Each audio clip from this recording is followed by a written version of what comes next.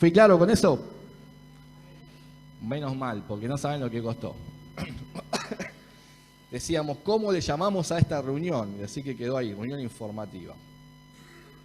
Bueno, ahora sí, vamos a meternos en la palabra del Señor. Quiero invitarte a que abras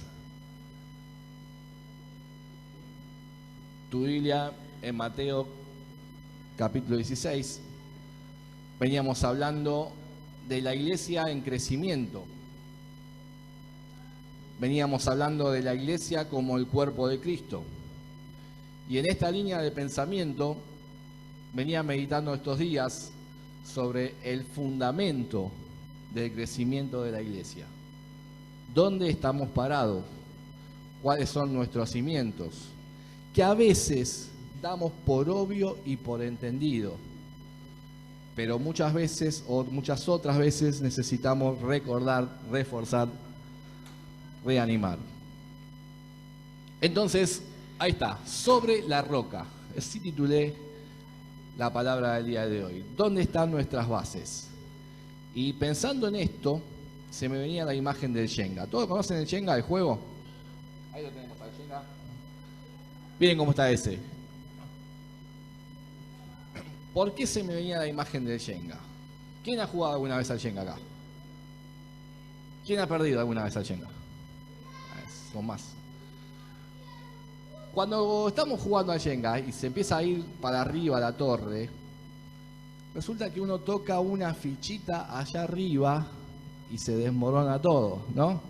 ¿A quién no le ha pasado? ¿Se acuerdan de ese programa? Había un programa de televisión que jugaban a eso y más de uno se enojaba. Entonces uno piensa, ¿por qué toqué o por qué moví esa ficha que estaba ahí arriba? Lo cierto es que cuando crecemos, en todo sentido, a veces se empiezan a ver balanceos, ¿no? Pasa con los edificios. Vieron que los edificios preparan especialmente para cuando haya vientos o movimientos, estén preparados para no derrumbarse, si no se caerían todos. Y uno, lo primero que piensa, o al menos yo, es decir, lo que se movió arriba produjo que todo se cayera. Sin embargo, pensaba, gracias Cris, no es tanto a veces lo que se mueve arriba lo que produce que todo se caiga, sino las bases. Si tuviéramos una enorme base en ese Shenga, quizás perderíamos algunas fichitas arriba, quizás quedaría un poco torcido el esqueleto, pero si hay bases bien sólidas y firmes, no hay problema de derrumbe. Eso pasa también con las casas. Eso pasa también con nuestras vidas. Te invito a que busquemos en Mateo capítulo 16. Un pasaje muy conocido. Vamos a leer de los versículos 13 al 20. Y dice así: Viniendo Jesús a la región de Cesarea de Filipo, preguntó a sus discípulos diciendo: ¿Quién dicen los hombres que es el Hijo del Hombre? Hablando de sí mismo, ¿no? ¿Quién dice la gente que soy yo? Los discípulos dijeron: unos dicen que sos Juan el Bautista, otros dicen que sos Elías, y otros dicen que sos Jeremías o uno de los profetas. La gente imaginaba esto: ¿quién es? ¿Habrá reencarnado otra vez un profeta? Porque lo que dice suena mucho a lo que habíamos escuchado de nuestros antepasados y nuestros profetas. Lo que hace se parece mucho a lo que nos contaron, a lo que leímos alguna vez, a lo que se decía que iba a suceder. Y le dijo Jesús: ¿y ustedes? ¿Quién dicen que soy yo?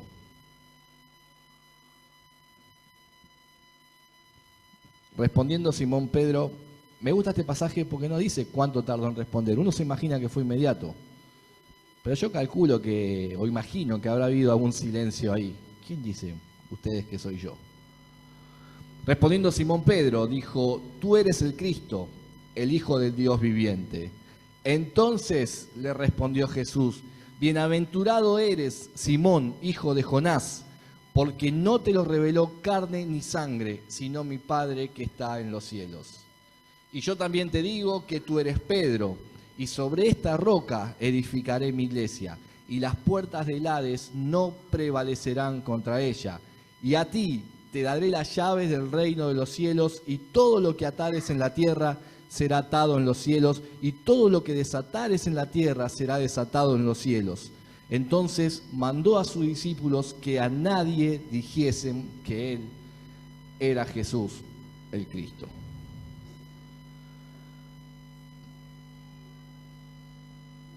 Un pasaje que trajo muchas controversias.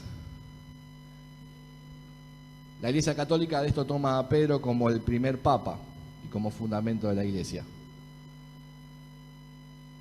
Pero acá tenemos una pregunta. ¿Quién dice que soy? Lo primero que pregunta Jesús, que venía haciendo milagros, que venía teniendo una cierta popularidad, que la gente miraba y caminaba con él. A sus íntimos, a sus más cercanos, les pregunta, ¿quién dice la gente que soy? Encontramos en las respuestas Juan el Bautista, Elías, Jeremías, otro profeta. La gente estaba confundida y tenía sus razones. Confundida entre las cosas que veía hacer a Jesús, que vuelvo a repetir, se parecía mucho a lo que ese enviado por Dios venía a hacer, a lo que estaban esperando, a ese Mesías, a ese Salvador. Eso tenía por un lado, tenía cualidades lo que Jesús hacía de ese Mesías que venía a salvarnos. Pero por otro lado, esperaban a alguien más poderoso, esperaban a alguien que irrumpiera en el mercado, en la política, en todo, alguien que viniera a rescatarlos, a salvarlos, a ser un pueblo invencible. Y en eso Jesús no se parecía tanto a lo que esperaban los judíos. Entonces estaba esta problemática. ¿Quién será este? ¿Será un imitador más? ¿Será otro charlatán? Porque lo sabía en esa época también. ¿Será alguien que viene con falsas doctrinas? ¿O será el que estábamos esperando que había de venir? Claro, desde nuestra óptica parece muy sencillo, ¿no? Y diríamos, ¿cómo? ¿No se dieron cuenta? A los suyos vino y no lo reconocieron, dijo Juan. Estuvieron cerca y no se dieron cuenta. Desde nuestro lado pareciera mucho más fácil de entender. ¿No se dieron cuenta que era el Cristo el que tenía que venir? Si conocían las profecías. Sin embargo, traía confusión. ¿Será? ¿No será? Pregunta Jesús luego, ¿y ustedes, los íntimos, los que me conocen, los que caminan junto a mí, los que me ven de cerca, quién dicen que soy? ¿Qué soy para vos? Hace un tiempo atrás y reiteradas veces el pastor Juan Carlos nos hablaba y nos decía, ¿quién es Jesús en tu vida? ¿Qué es Jesús en tu vida? ¿Es ese amuleto que necesitamos de vez en cuando y que, como se dice popularmente, andamos con el Jesús en la boca cuando las cosas van mal? ¿Es ese histórico que hace 2000 años quedó clavado en la cruz? ¿Es un fanático más? ¿Un revolucionario que vino a cambiar el mundo? Muchos pensadores económicos, se burlan de esto porque dicen, hubo gente que esperaba a un revolucionario que iba a traer libertad a los cautivos, al pueblo.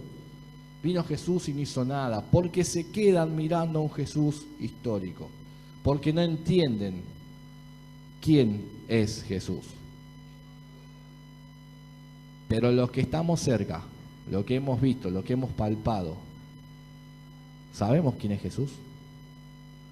Ustedes le dicen a los discípulos, ¿quién dicen que soy?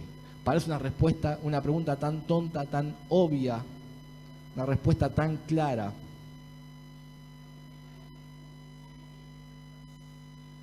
Sin embargo, uno solo fue el que se atrevió a contestar. Y vuelvo a decir, no dice con qué rapidez o con qué fluidez le contestó, pero uno solo se atrevió a responder. Pedro dijo, dice la Biblia, tú eres el Cristo, el Hijo del Dios viviente. Inmediatamente me preguntaba, ¿habrá entendido Pedro lo que estaba diciendo? ¿Se habrá dado cuenta de lo que estaba diciendo? Porque luego Jesús le dice, bienaventurado eres. Nadie te pudo haber enseñado esto, nadie te pudo haber mostrado esto. Carne ni sangre, ningún mortal puede haberte hecho entender que soy el Cristo, el Hijo del Dios viviente. Bien, ser el Cristo. ¿Qué estaba diciendo Pedro cuando decía vos sos el Cristo? Estaba diciendo vos sos ese Mesías que estábamos esperando. Vos sos ese ungido de Dios que estábamos esperando. Vos sos el enviado de Dios. Estaba afirmando una verdad que incluso los más íntimos que estaban al lado de Jesús no la estaban terminando de comprender. La promesa cumplida, lo que había de venir, era hecho carne, era hecho real. Y Pedro estaba diciendo, vos sos el Cristo. Pero aún más, reafirmando eso, le dice, sos el Hijo del Dios viviente.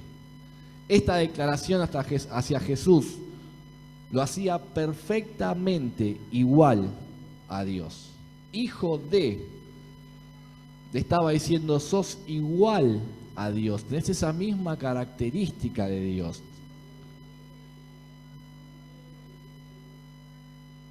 Hijo de significaba como un linaje. No solo parecerse, ser igual a, tener esas propiedades de Dios. Algo que para el pensamiento judío, para el pensamiento de la época, era una blasfemia. ¿Cómo vas a decir que una persona es igual a Dios? Era pecado de muerte. Que de hecho, los fariseos del momento le decían, vos decís que sos hijo de Dios. Blasfemia, merece muerte. Y Pedro estaba diciendo, vos sos Dios. Tenés las características, las propiedades de Dios. Sos el que había de venir. Sos esa promesa que hoy se cumple. Juan 5:18 nos dice, así que los judíos redoblaban sus esfuerzos para matarlo, hablando de Jesús, pues no solo quebrantaba el sábado, sino que incluso decía que Dios era su propio Padre, con lo que él mismo se hacía igual a Dios. Ese era el pensamiento. Este hombre merece la muerte, dice que es igual a Dios, dice ser Dios. Y uno solo lo reconoció. Hebreos, reforzando esto, Hebreos capítulo 1, versículo del 1 al 3, nos dice, Dios, que muchas veces y de varias maneras habló a nuestros antepasados en otras épocas por medio de los profetas, en estos días finales nos ha hablado por medio de su Hijo. A este lo designó heredero de todo y por medio de él hizo el universo. El Hijo refleja el brillo de la gloria de Dios y es la fiel representación de lo que Él es. Él sostiene todas las cosas con su mano poderosa. Después de llevar a cabo la purificación de los pecados, se sentó a la derecha de la majestad en las alturas. Un tiempo después, en la carta de Hebreos, están explicando esto que Pedro había dicho. Vos sos el Hijo de Dios, vos sos el Cristo, el Hijo del Dios viviente.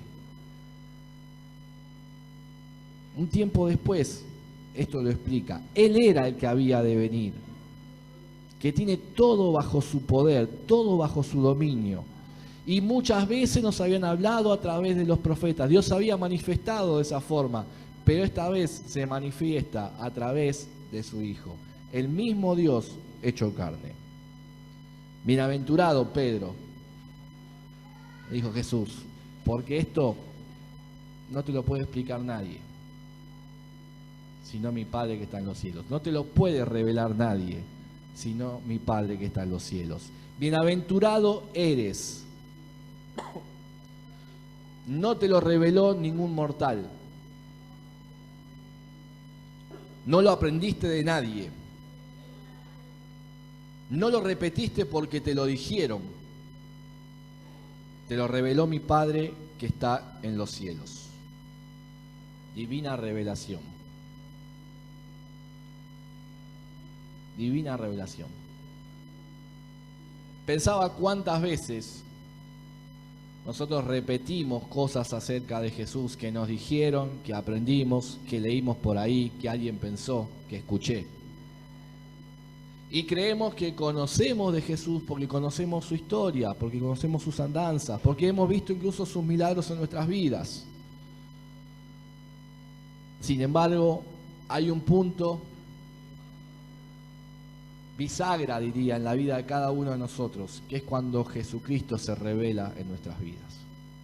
Cuando entendemos quién es. Ese entendimiento que nadie podría explicarnos, ese entendimiento que hasta se hace difícil de transmitir. ¿Quién es Jesucristo en tu vida? ¿Quién decís que soy?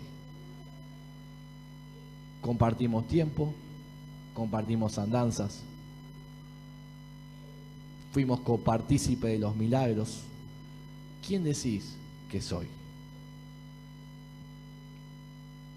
Divina revelación. Revelar, pensaba, ¿qué es revelar? Buscaba en el diccionario y dice, revelar es descubrir o manifestar algo que estaba oculto. Aquellos que somos un poquito más grandes, que precedemos a los teléfonos celulares con cámaras, ¿se acuerdan de las cámaras fotográficas? Nadie se acuerda, no se hagan. Hay gente más grande que yo acá. ¿Se acuerdan de las cámaras fotográficas? Del rollo que no se podía mostrar a la luz porque se develaban las fotos. ¿Se acuerdan de pasar el cumpleaños de la tía, sacar la foto familiar y había que esperar que se terminara el rollo un mes para ir a hacerlo revelar, 15 días para esperar a ver si salió bien o no salió bien la foto, a ver si me parece que pestañeé? Hoy hacemos rápido, ¿no? ¿Cuántos hemos sido testigos de álbumes de fotos de 15 arruinados porque cuando se revelaron, uy, la novia tenía la cara manchada, la quinceañera tenía la cara manchada, el padrino había salido mirando para otro lado? Había que esperar un tiempo. Eso que habíamos visto o que quizás nos habían contado. Fui a Córdoba, ¿sabés qué lindo que estuvo? Te voy a mostrar las fotos después. Y había que esperar la juntada familiar para ver la foto revelada. Ese misterio cómo había salido. ¿Se acuerdan? Yo era muy chiquito igual, pero me acuerdo. Juntarse para ver las fotos del casamiento. Hoy se están casando y ya están vivos por el Facebook y ya lo están bajando al celular, y cuando los novios salieron del altar, ya las fotos están por todos lados. Y si salió mal, la borramos, la volvemos a hacer. Pero había en esas cámaras un tiempo que había que esperar que se revele eso que habíamos sido testigos, que habíamos escuchado, que habíamos visto o que nos habían contado. Eso es lo que pasaba en este tiempo. No te lo reveló nadie, pero había algo manifiesto, había algo latente, había una promesa por cumplir. Había un Mesías que esperar, había algo de parte de Dios que tenía que venir y necesitaba ser manifiesto. Eso es revelar, descubrir, manifestar. Eso es lo que hace Jesucristo cuando se revela en nuestras vidas a través del Espíritu Santo. Es decir, todo eso que estaba girando en mi cabeza, que creía acerca de Jesús, hoy lo puedo palpar, lo puedo hablar, lo puedo decir, lo puedo entender, lo puedo sentir. Y vuelvo a repetir, pocas veces lo puedo explicar, porque lo pasa por mi relación con el Señor. Algo que todos creían saber o conocer, algo que sonaba familiar. Esto que hace Jesús me suena a algo que esperaban. Ese misterio había sido revelado a Juan. Y recalca Jesús, esto no te lo pudo haber enseñado nadie. ¿Por qué recalco mucho esto? Esto no te lo pudo haber enseñado nadie. Porque vivimos en un mundo que muchas veces repetimos lo que dice otro, lo que escuchamos. Hoy tenemos prédicas por todos lados, en todos los canales, y muchas veces nutrimos nuestra vida de lo que dicen los demás. Y aprendemos unos de otros, sin lugar a dudas, y crecemos unos con otros, sin lugar a dudas. Pero si Jesucristo no se revela en tu vida a través del Padre, tu vida está en peligro. Tu crecimiento espiritual está en peligro. Porque vas a depender del pastor, vas a depender del hermano, vas a depender del canal de YouTube o vas a depender del último libro bestseller. Pero si Jesucristo no se revela en tu vida de forma especial, si eso que está aún por descubrirse no se hace manifiesto, estás en peligro de derrumbe. Juan más adelante, capítulo 6, 68 y 69, en el contexto donde Jesús dice, ustedes quieren ir, vayan tras la demás gente, vayan tras aquellos que me niegan. El mismo Juan le dice, ¿a dónde vamos a ir? Si solo vos tenés palabra de vida. Y dice el pasaje, me gusta una versión que dice, si hemos entendido que vos sos el Cristo, si hemos entendido que vos sos el Hijo de Dios, ¿a dónde más voy a ir? Y a veces nosotros andamos de un lado para el otro, buscando que Dios me diga algo, buscando que Dios se muestre. Cuando el Señor se revela en tu vida, ¿a dónde más vas a ir? ¿A dónde más vas a buscar? Y con mucho respeto lo digo, si necesitamos andar buscando cosas por ahí, quizás es un momento de volvernos al Señor y decir, Señor, ¿a dónde voy a ir? Necesito que vos te hagas real en mi vida. Necesito que este espacio vacío lo sigas llenando vos. Efesios 3, del 4 al 6, acompáñame a buscar.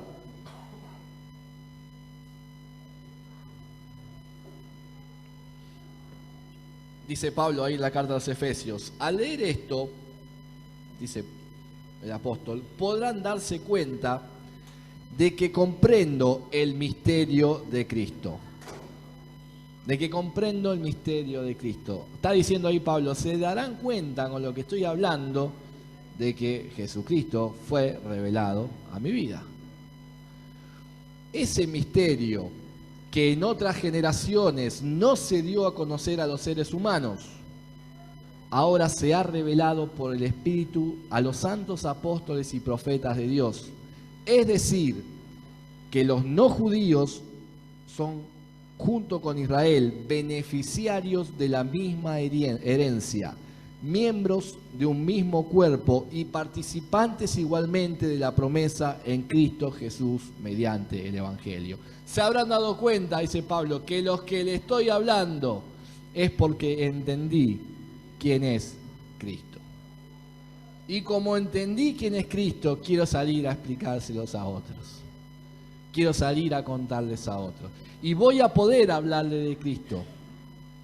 Y voy a poder mostrarle el camino. Pero hay algo que cada uno tenemos que hacer. Y es pedirle a Dios que se revele en nuestras vidas. Tú eres Pedro, le dijo Jesús, y sobre esta roca edificaré mi iglesia. Acá los que saben dicen que hay un juego de palabras. Tú eres Petro, y sobre esta Petra. Tú eres una piedra, está diciendo. Pedro significa piedra. Y sobre esta Petra, sobre esta roca, yo voy a edificar mi iglesia. Venimos hablando en un contexto de la edificación de la iglesia, el cuerpo de Cristo. Sobre esta roca voy a edificar mi iglesia. Y como lo malentendieron muchos por ahí, esta roca no está hablando de la persona de Pedro. Esta roca se refiere a la declaración de Pedro. Tú eres el Cristo, el Hijo del Dios viviente. Sin ese fundamento no hay edificación de iglesia. Sin ese fundamento estaremos construyendo sobre bases insólidas que cualquier viento lo va a tirar.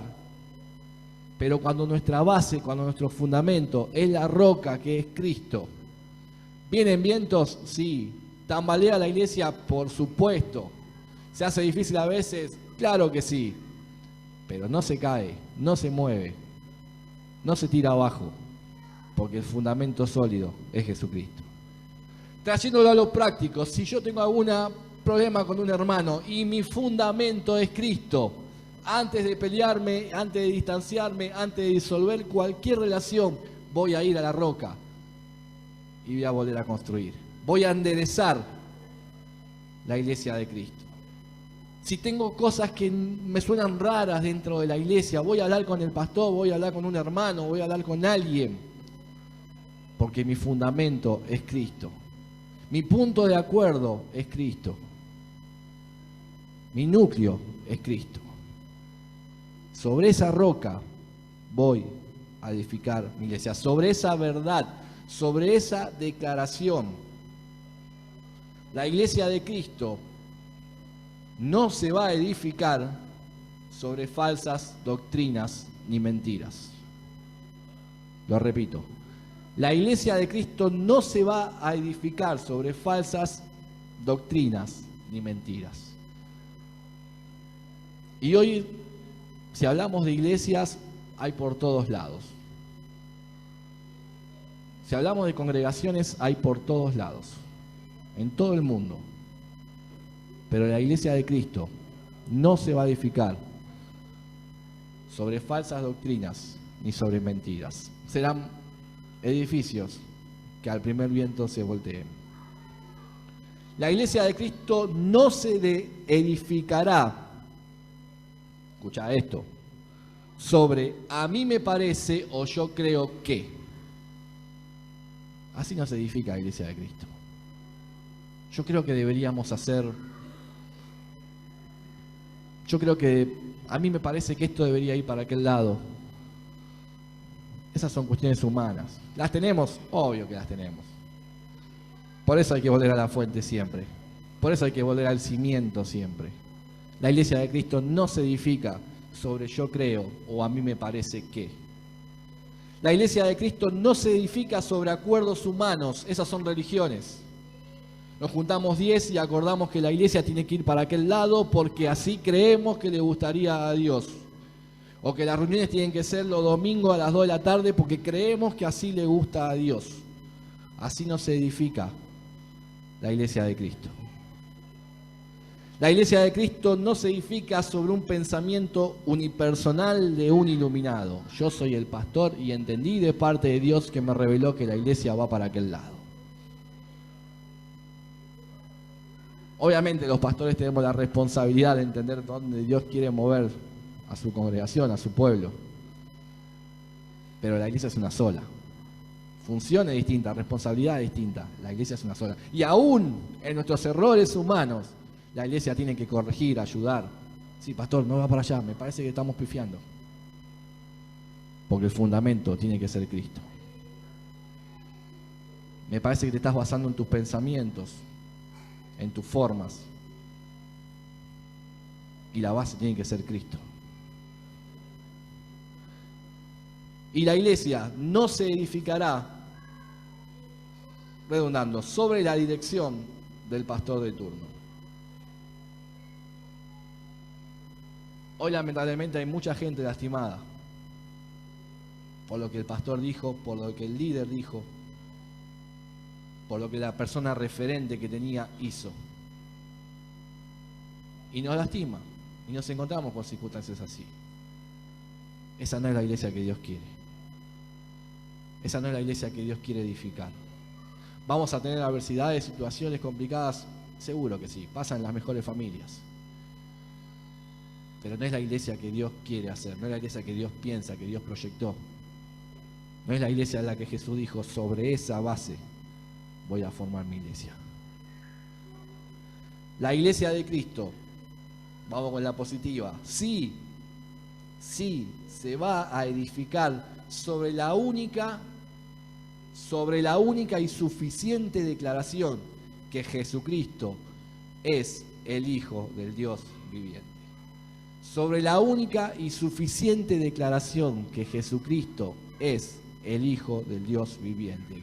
El único cuyo poder puede perdonar nuestros pecados, puede volvernos a religar con Dios, puede volver a restablecer nuestras vidas, puede volver a reedificarnos, a darnos dirección, a dignificarnos. Ese es el único fundamento para que la iglesia pueda seguir creciendo. En el resto nos tenemos que poner de acuerdo porque somos personas. Pero nunca olvidarnos cuál es el fundamento. Jesucristo es la roca donde está cimentada la iglesia. No hay otra alternativa, no hay otro camino.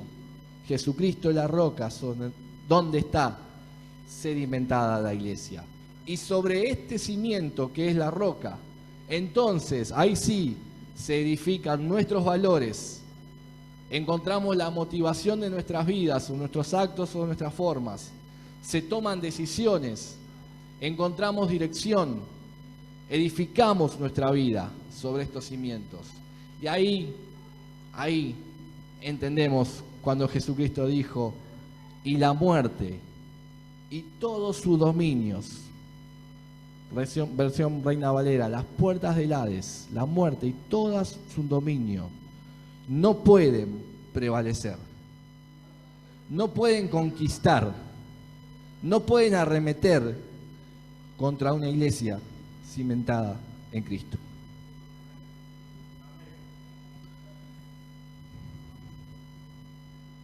Y lo más importante, volviendo al principio, esto no se entiende si no es por revelación divina. Esto no se entiende porque mañana volvamos a escuchar este mensaje y estemos toda la semana grabándolo. Esto se entiende en los pies de Cristo. Esto se entiende pidiéndole al Señor, revelame quién es Jesucristo en mi vida. Y Santiago 1:5 dice, si te falta sabiduría, pedile a Dios que te va a dar. Si te falta entendimiento, podríamos parafrasear, pedíselo a Dios que Él te va a dar. Si te falta revelación, entender eso que está ahí latente, que todavía no se manifestó en tu vida, pedíselo al Señor. Y pedíselo con fe, porque Él te lo va a dar. Te va a hacer entender quién es Cristo en tu vida. Luego el pasaje habla de llaves, habla de atar, habla de desatar. Otras versiones hablan de cerrar y de abrir. Son términos que indican la autoridad que Dios le dio a la iglesia. Las llaves hablan de autoridad que Dios le dio a la iglesia. Y esto de atar y desatar tiene que ver con abrir y cerrar puertas. Cuando la iglesia abre puertas, entonces el mundo conoce el Evangelio de Cristo. Entonces los cielos son abiertos. El cielo se ha acercado, arrepentidos. Fue el primer mensaje que tenemos en la Biblia. Cuando la iglesia sale con ese mensaje, está abriendo puertas de los cielos. No se trata, como escuchamos muchas veces por ahí, que te ato, que te desato, que te suelto, que te vuelvo. El abrir y cerrar puertas de la iglesia tiene que ver con manifestar la gloria de Cristo, con hablar de lo que Jesucristo hizo.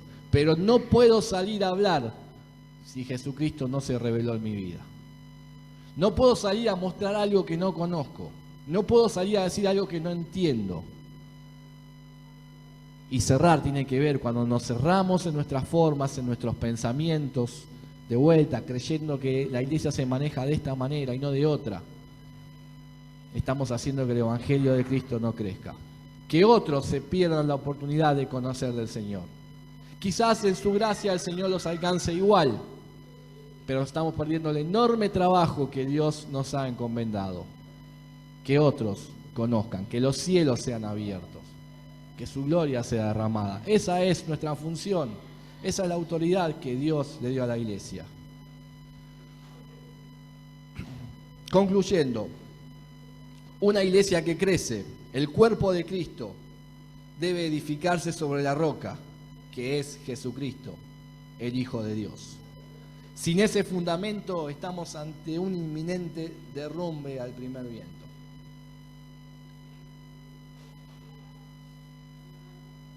Y te dejo esta pregunta, para que te lleves, para que medites, para que la pienses. ¿Quién es?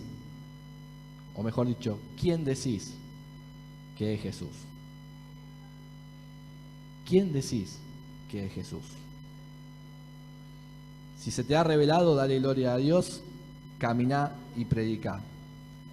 Y si aún crees que hay cosas que todavía no entendés o te cuestan o te hacen ruido, en lo íntimo, en lo secreto, anda al Señor y decirle: Señor, necesito que te reveles en mi vida, porque quiero seguir creciendo en la roca que es Cristo. Te invito a cerrar los ojos.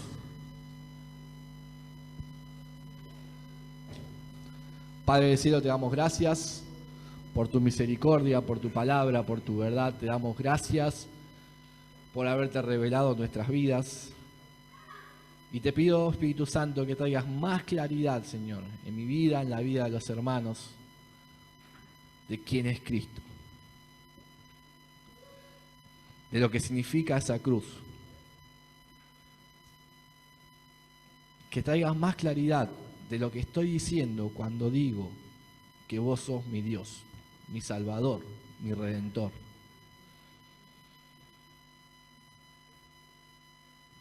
Que pueda seguir edificando, Señor, mi vida bajo este fundamento, Señor, sobre este fundamento. Que vos sos mi Redentor. Que podamos seguir edificando la iglesia, Señor, sobre este fundamento. Vos sos el Cristo. Vos sos el Hijo de Dios.